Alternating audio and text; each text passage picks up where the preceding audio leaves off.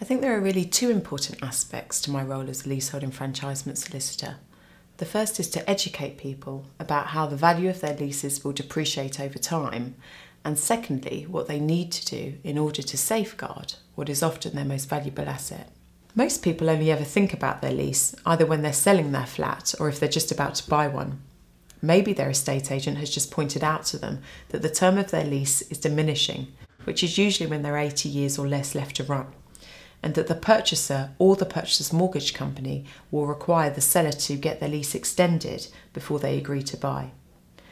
Another situation in which this commonly occurs is where the client has a fixed rate mortgage that is due to expire, and again the lender may be reluctant to lend until the lease is extended. So I'll often be contacted by flat owners who find themselves caught up in all these rules and provisions, which can be quite confusing and frustrating for somebody who's keen to move, or waiting for a new mortgage to be agreed. And so my role is really to help them to demystify the reasons behind why they need to extend their lease. And then I move on to the second aspect of my role, which is to help them navigate through a rather complicated and technical area of law, guiding them through all the processes, assisting with any negotiations with the freeholders, and liaising with surveyors,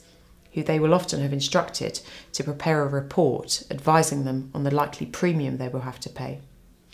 And then I continually advise my client of their options along the way. In the case of freeholders that approach me for advice, this usually happens when they receive a formal notice or an informal letter requesting that they agree to grant a lease extension. In these cases, again, my role is focused on explaining the legal process, in what instances the freeholder is obliged to agree to an extension and what his or her rights are, which usually starts with me advising them to request that all their costs be covered,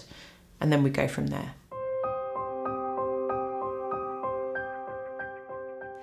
Leasehold enfranchisement work is quite a technical area of law, with lots of pitfalls and strict timeframes, and so one of my challenges is helping my client, whether that be a leaseholder or a freeholder, navigate through all the relevant statutory requirements, making sure that I pay attention to each stage in detail, whilst at the same time trying to complete the process as quickly as possible. Because getting a lease extended can be a rather drawn out and lengthy process, which of course can be frustrating for clients. So I have to handle competing pressures to both ensure that I negotiate the best terms for my client and try to do this in the least possible time. Also, the process can be quite contentious at times, as understandably both the leaseholder and the freeholder will be looking to achieve their own and sometimes conflicting agendas, whether that's how much the premium should be or perhaps what the terms of the new lease should be. So my role includes a lot of negotiating, often in a rather antagonistic environment, and I may need to apply pressure to the other side to agree to the terms in a reasonable time frame. So guiding my client through the negotiations can be quite challenging at times.